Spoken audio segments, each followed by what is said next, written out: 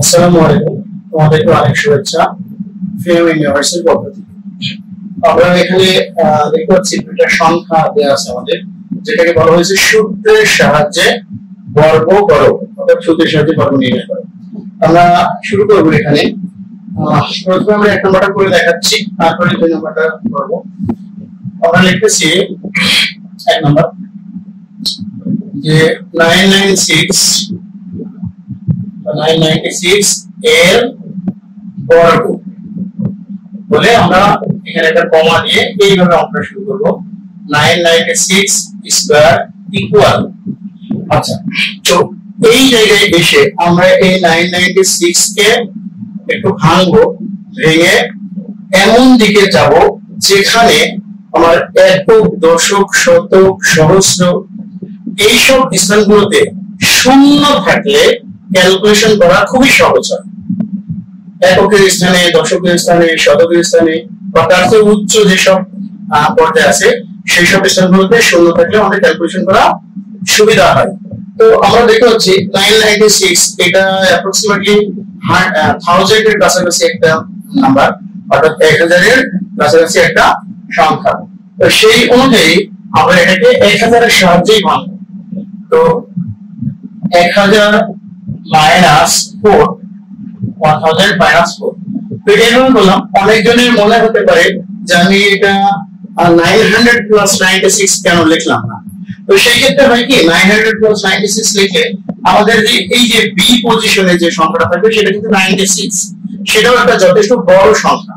আমরা চাইবো যে আমাদের এই পজিশনটা একক, দশক, শতক এই দিকে একটু জিরো পজিশন থাক এবং বি পজিশনটা একটা ছোট সংখ্যা, হ্যাঁ, যতটা ছোট বানানো যায়। তো তবে তোমরা যদি কেউ ওই যে 900 প্লাস 96 এটা দিয়ে করো, তবুও তোমাদের হবে, অঙ্ক ভুল হওয়ার কোনো সম্ভাবনা নাই। তবে আমরা এই বিষয়টাকে ফলো করে অঙ্ক করার চেষ্টা করবো। আমরা এখানে প্রথমটাকে এ, দ্বিতীয়টাকে বি ধরে a প্লাস বি হোল স্কয়ারের জন্য সূত্রটা অ্যাপ্লাই করতেছি। তাহলে a square minus 2a b plus b square. তাহলে আমাদের এটা হচ্ছে, তোমরা এখানে মনে রাখবে যে এই ধরনের যদি কোনো সংখ্যা থাকে যার একক, দশক, শতক বা এইসব স্থানগুলোতে জিরো আছে এবং প্রথমে একটা সংখ্যা আছে, সেই সংখ্যার বর্গ সহজে নির্ণয় করার উপায়টা হলো তুমি প্রথম যে সংখ্যাটা থাকবে তার বর্গ মান এখানে বসাই দিবে। তাহলে 1 এর বর্গ হচ্ছে 1 এবং এখানে যে কয়টা শূন্য থাকবে তার ডাবল সংখ্যক শূন্য লিখে দিবে। তাহলে এখানে আছে 3টা, আমি 6টা শূন্য লিখব।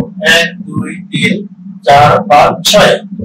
ওকে, মাইনাস এটা কিন্তু আমার এই এটা গুণ করলে 8000 হয়ে যাচ্ছে, প্লাস 16। তাহলে এটা ক্যালকুলেশন করলে আমার হচ্ছে 1 2 3 4, চারটা 16 মাইনাস আমাদের 8000। সো এর যে ক্যালকুলেশনটা হয় সেটা আমাদের ক্যালকুলেশন করি। তো এখান থেকে মনে হচ্ছে 16, তাহলে এটার জন্য আমাদের চলে আসছে 0, 2টা এখানের সঙ্গে আমাদের আসছে 2 8, 8 এর সঙ্গে 2, আর আমাদের এই পর্যন্ত ক্যালকুলেশন হয়েছে। হ্যাঁ, যেহেতু এখানে 4টা সংখ্যা, এখানেও 4টা সংখ্যা, আরো 2টা সংখ্যা রয়েছে, আমাদের হাতে 1 আছে, সেই হাতের আমরা একবারে 100 থেকে বাদ দিয়ে 99 লিখে দিলাম। তো যেহেতু এই বিয়োগ নিয়ে তো আমাদের সমস্যা নাই, তো এই জন্য আমরা এটা লিখে দিলাম এইভাবে। তাহলে এটা হলো আমাদের সেই অ্যানসার। ওকে, আচ্ছা এবার আমরা 2 নাম্বারটি একটু দেখে নেব। নাম্বার 2 আবার লিখি 1007 এর বর্গ। তাহলে 1007 ইকুয়াল 1000 প্লাস 7 তার হোল স্কয়ার।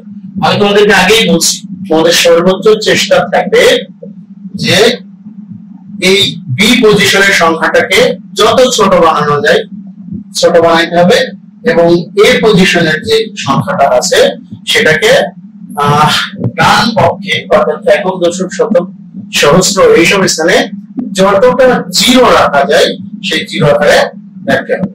আমরা এটাকে এ মাইনাস গুণ স্কয়ারের সূত্র করেছিলাম, এটাকে এ প্লাস গুণ স্কয়ারের সূত্র, মানে a square plus 2a B plus B square. তাহলে এখানে মুখে বললাম a square plus 2ab plus B square, কিন্তু আসলে যেটা অ্যাপ্লাই করার দরকার আমি সেটা অ্যাপ্লাই করে দিয়েছি অলরেডি। তাহলে এটার বর্গ করার বিষয়টা আমি তোমাদের আগেই বলছি। প্রথমে তোমরা এরকম যদি একক দশক শতক সহস্র এইসব ঘরগুলোতে 0 থাকে, তাহলে প্রথমের সামনে যে সংখ্যাটা আছে তার বর্গটা কি করবে, লিখে ফেলবে। তাহলে 1। এবার এখানে যত সংখ্যক 0 থাকবে তার ডাবল সংখ্যক 0 বসিয়ে দিব। 1 2 3 4 5 6 প্লাস আমাদের এটা আসছে 14000 প্লাস এটা আসছে 49। তাহলে আমরা একটু দেখে নেব যে শেষের দিকে আমরা 49 লিখে দিয়েছি। তারপরে দেখা যাচ্ছে 49 লেখার পর আমাদের মানে এই শতকের ঘরটা একটা 0 হয়ে যাবে। তারপরে 4 1 আমরা এবার করছি 1 2 3 4 5 1 2 3 4 5 এতটুকু আমাদের কভার করছে। তাহলে হয়তো আর একটা 1 0 লিখতে হবে।